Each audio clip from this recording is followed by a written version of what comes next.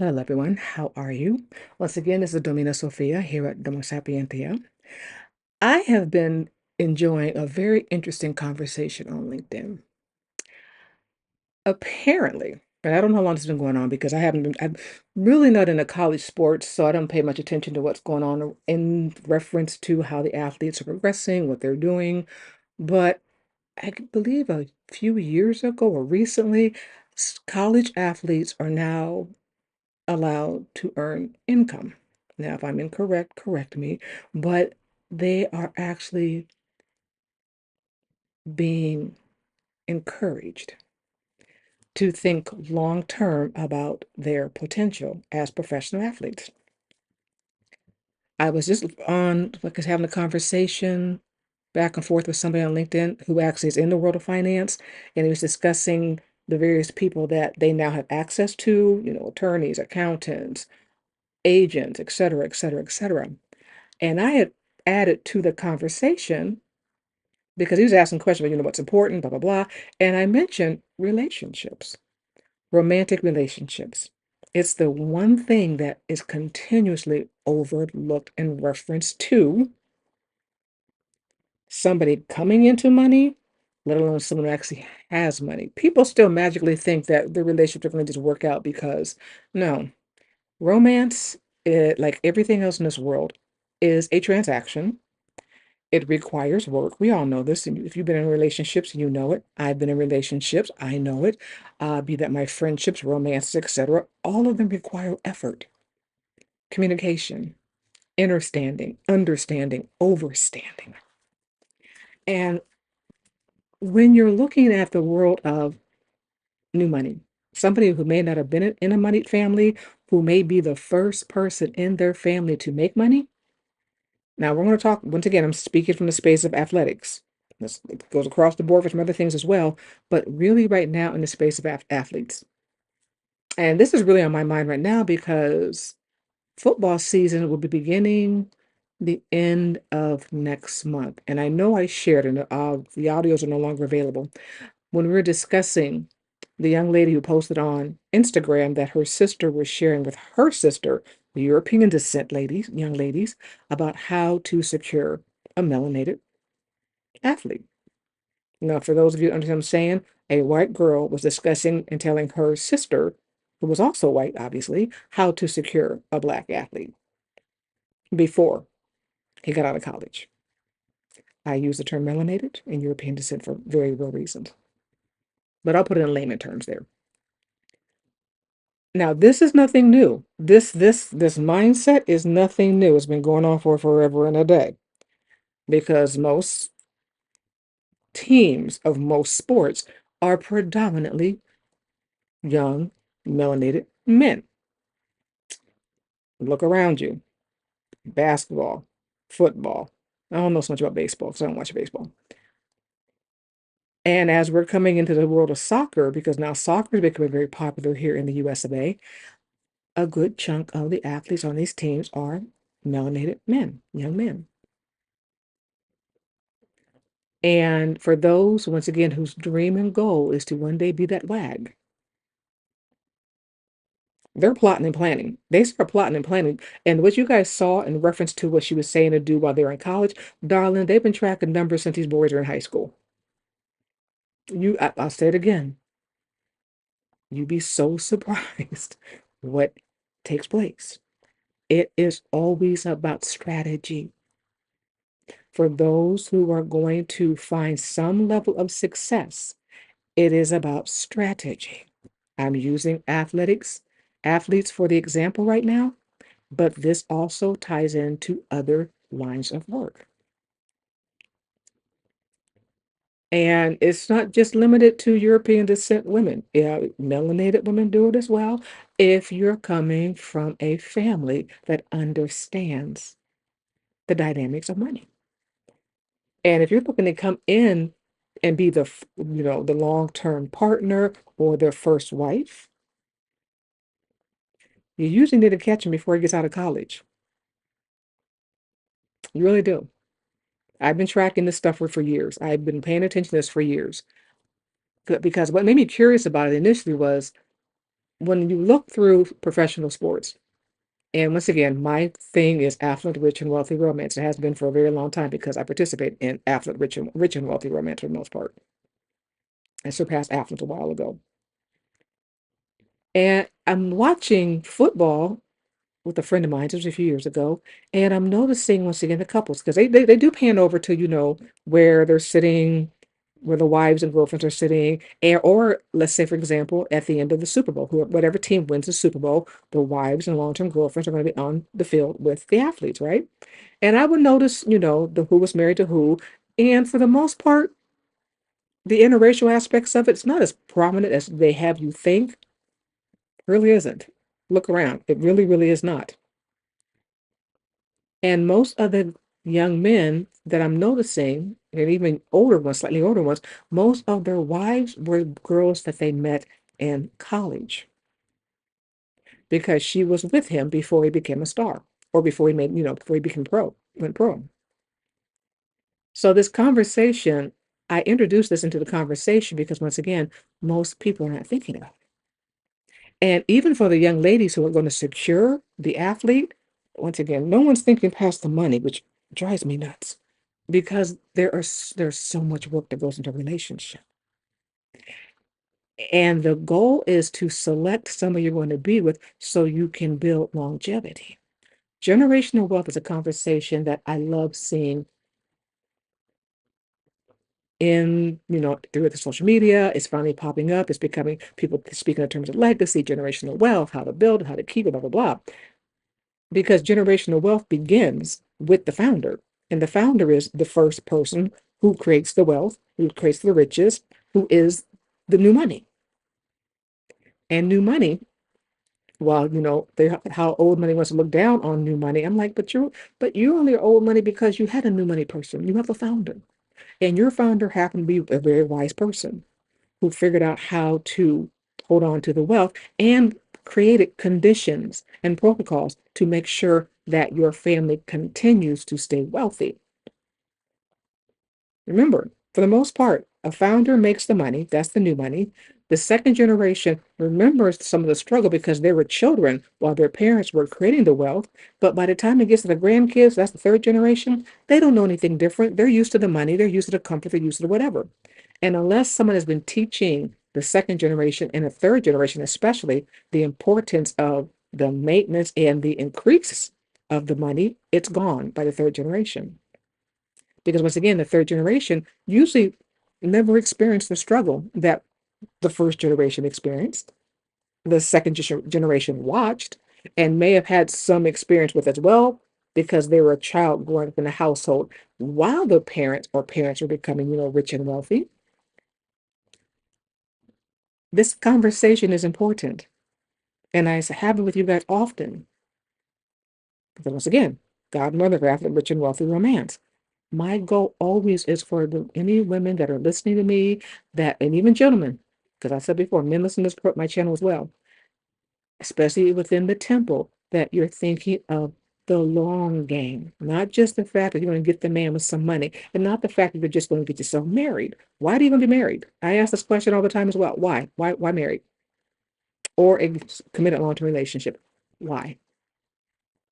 I have nothing against them. I love long-term relationships. When they're done well, they're amazing. They're absolutely amazing. And two can definitely prosper better than one. One can do very, very well by themselves, but it usually is very enjoyable to have somebody there who's with you, especially if you're up and coming. If you're established, yes, it's important to have somebody great by your side. But when you are in the process of creating it, it is so beautiful to have somebody with you. You can have conversations with, you go through the process with, you're headed in the right direction, you both are going in the same direction. It's teamwork can really work when you understand the dynamics of a relationship and you're not just chasing down the bag, the money, or the whatever. So this conversation about athletes that are coming up right now with the ability to once again, acquire this initial affluence and in some cases wealth, because if you do follow along with professional sports, some of these young men are being drafted into the pros with hefty contracts. Think about LeBron James. He's the best example I can give right now because I know his numbers. He came into the NBA with a $90 million endorsement agreement with Nike at the age of 18 because he was such an outstanding athlete. They knew he was a great bet. And he was also very wise and smart because apparently Adidas had offered him money as well to be for endorsements, and he actually turned them down. I think they offered him like 25 million, but the conditions of the contract were not the greatest. And his uncle said, you might want to just think about this. And then when Nike came along, he had better understanding on how to ask for a better contract, agreement. Thus, he walked into the NBA already a multimillionaire, already wealthy, because he had $90 million endorsement. And of course, he has gone on to become a billionaire with his wife because Savannah James also played a very important role in her husband's success. This is why I always say the importance of knowing what you're doing in your wives, having conversations, making sure you guys have a shared vision, you have a plan in place to build out the wealth. You know who you are. It's a process of learning who you are. I continue to go back to Savannah and LeBron James because once again, they're what now? They're oh my God, they're in their late 30s now. Are they in their early 40s yet? If not pushing 40, they're close. They're getting there. I don't have the birthdays in front of me. But this is a couple that literally has been together for decades, has came from literally the bottom and hit the top pretty quickly on the monetary side and had to learn how to grow what they now have in reference to their corporation, their family. Because remember, the family is a business. And Savannah was able to, like I said, grow with him because she's also had, they both have had, they have both had mentoring. They have both had coaching. They have been under the leadership and guidance of some very wise individuals. You do not become a billionaire without the proper person and proper people assisting you and the willingness to learn and put into effect what you are learning. And Savannah had to learn how to be a wealthy wife. She was taught by other wealthy wives. Savannah is a wonderful student. I give her credit. I give LeBron credit as well. So as once again, as I'm watching these numbers for, college students, I saw what numbers for a quarterback was like, what, 500,000 to 1.5 or $2 million for a quarterback coming out of college. And then I think the minimum was $500,000 coming out the gate. That's a substantial amount of money for someone who may have never had money before. And all people are going to see are the dollar signs. They're not thinking about, once again, how to hold on to it, enjoy it, definitely, because once again, you've earned it. You've earned it. And somebody to go pro, I don't care what sport they're in, they have been playing that sport usually since they were small children. Usually it started sometime in grade school. And depending on the sport, let's say for example, gymnastics maybe, because I'll go over there for a second, they may have started when they were in preschool, like little, teeny tiny little toddlers, learning how to do some things they do.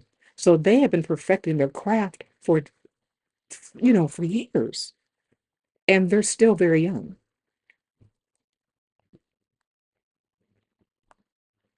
So the conversation, like I said, has been interesting because the gentleman because he mentioned, he goes, goes, that was a curveball. I wasn't expecting, for this response to his questions. I go, well, most times because this is an overlooked conversation, people still assume that romance is going to work, but we already know this is not the case. And in the space of money, especially when somebody's coming into money, there's all kind of predators chasing after them. And that also includes a potential financial advisor, their potential agents, their potential, accountants. There's so many things that they need to be paying attention to and make sure they have wisdom speaking in their ear. Romance is not the first thing on their mind, but I want that to always be on somebody's mind when you're coming into money. That can be you personally. Maybe you're a woman who is building out your own business and success. You need to be careful and be thoughtful in reference to who you're selecting to be your romantic partner. I give you guys the examples because once again, we're doing the things in reference to the wealthy wife Paramour archetypes. The archetypes are all successful women. Every single one that I mentioned is a successful woman. For those of you that actually took the quiz and have sent back your who you wanted, who was revealed to you as your archetype, thank you. I really appreciate your results. I'm having fun with this. But every woman that was shared with you at the end of your results was a successful woman or is a successful woman. And her success came from the fact that she understood, she learned herself. And then she became very mindful of who she's going to allow into her world. Whether she's choosing to step into a man's world who is successful, and she will be his counterpart, so to speak, or she's selecting the one who will be her counterpart, or multiple, because once again, we can have more than one man in our world. Learning who you are is something that is beyond important because it's in your self-knowledge that you understand how to select the right type of person, the right type of man, characters, qualities, visions, plans, desires that match up to who you are. So when the conversation comes up in reference to money, goals, you're on the same page. What's the point of making all? Because here's the kicker: the money is fun. Trust me, money is a blast, and it is fun to circulate the money, but also building out your legacy. And to build out legacy has a ton of moving parts, a ton. It requires patience. It requires the willingness to learn. And as I said before, apply the information you're learning. The upcoming masterclass I have going on Sunday, on the 5th, because once again, we're discussing the archetypes. And some of the stuff that we discuss, hang on a second. We will be discussing, once again, who you are. Always, that's always going to be a conversation with me, know thyself. And we're discussing where you're going to be showing up to experience your life, expand your life, to meet the types of individuals you desire to meet. This can be men, this could be women that you're looking to build out friendships, opportunities, collaborations with. That also you need to have discretion and discernment around the women as well. But learning the men who you're going to be experiencing, who are going to be experiencing you, and figuring out rather rapidly who is going to be in alignment with your particular goals. But I have to come back to this. Do you have the goals? I'm gonna come back to that middle class mindset. Middle class. Oh, you're gonna get mad at me in this one. I don't really care. Middle class is lazy. And I don't mean in reference to work ethic. Middle class is some of the hardest working people out there. They are. I know this. I told you before, I come out of middle class. But when it comes to that mindset of going up the next notch, they will continue to learn, go to college, get degrees, get degrees for more skill sets to hold on to a job, but are not always thinking about building out riches and the wealth. Because the middle class, remember, middle class is taught to find comfort. Middle class, on average, is not meant to learn how to expand into a space of rich and legacy. Don't believe me? Look around you. The middle class literally was created to create workers, people that would be able to come in and do these jobs, and the titles are given to you so that you think you've accomplished something more than you may have accomplished. Because sometimes the titles don't come from the money. The titles are offered up as a compensation and a replacement sometimes for the money. And we know the middle class is being destroyed right now. Thus, the importance of learning how to do more. How to take what you currently have and are doing if you are in the middle class. How to take what you have, because your foundation, your job is a wonderful foundation to build from. Many people are doing it. Look around you. There are new millionaires being created every day. Every day. And if you, once again, are going to go into partnership with someone, you must understand who you're doing this with and your whys. So when we have our conversation on Sunday, for those who are joining me in the masterclass, this will be some of what we're discussing. Because remember, we're looking for qualities and characteristics of a man who matches up to our expectations for what we're doing with our lives. A man should never come into your world and delay you. A man should never come into your world and make your life more difficult. And you should never sign up to go into a man's world expecting that he's going to make your life easier. Because this is the thing that women are assuming when they get married, is that somehow their life is going to magically become easier. No, it just becomes more stressful and more work. Because now, not only does the household that you're dealing with in reference to a new household with another person sitting in it, if you have children, oh my God, that's a whole other level of chaos that comes into the process. Even if you choose not to, the responsibilities change, the expectations change. And it's usually not for the relaxation and the ease of the woman. So as you are sitting here contemplating your archetypes, once again, for those who've taken the quiz and you're thinking about your archetype and you've taken the time out to do some research on the women that were offered up as examples of that particular archetype. Remember, most of their lives, matter of fact, all of their lives was a process and evolution. Some of them had great relationships with men. Most of them, I'll be honest, did not initially. They didn't. The courtesans did a little better. The really, really great courtesans did better for the most part because men were the business. And once they really start understanding the psychology, especially the psychology, the mindset, and the nature of men, the ones who were great did great. And the ones who weren't, because they weren't paying attention, they were not studying men, did not do so great. But the ones who did, they did well. I always go back to Catherine the Great, who was the Empress of Russia. And I still laugh because most of the Russian individuals I've met, the story that they've been taught about Catherine the Great is terrible, because powerful women are usually their stories, when their stories are told by angry men, is usually terrible. She was somebody, like I said, who came into a nation that she knew nothing about. Because she's from Germany. She was German. She wasn't Russian. She was German. And literally spent the first 10 years of her marriage in a nightmare of a marriage. Husband hated her, mother-in-law hated her. They resented her, to put it mildly. And her husband wasn't exactly the most competent person on the planet. He was a little cuckoo for Cocoa Puffs. But she had a vision and a plan, because she loved Russia. This has been told over and over again. I read two biographies on her, and they were really well done. She loved Russia. She loved the Russian people. She loved Russia, and she wanted to see Russia thrive. And when she became empress, it did. It did thrive. And she took note. She did her own thing. Catherine, once her husband passed away, Catherine never remarried. She had her full share of lovers. That's been documented. She treated her lovers well.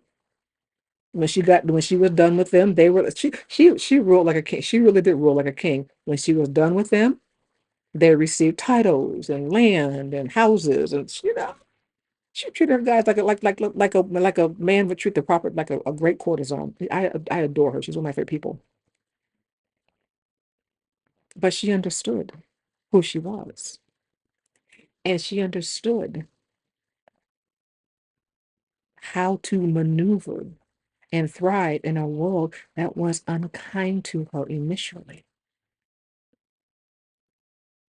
And how she got ahead in a culture that didn't like her was, one, she knew men. She understood, she paid attention, she took great notes, she was paying attention.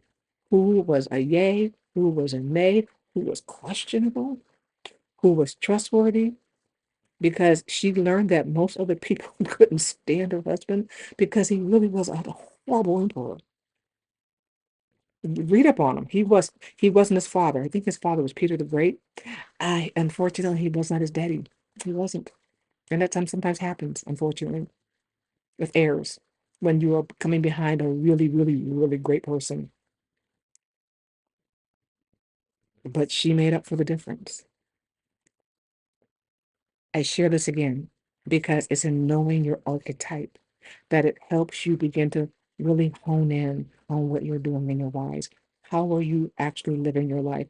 What is your purpose? What are your desires? And if you're going to be doing this in partnership with men, that can be personally, romantically, business wise, you must understand what you're doing and who you're inviting into your world and how they function and think. That's why I introduced the topic of relationships into this man's conversation, because relationships will destroy wealth.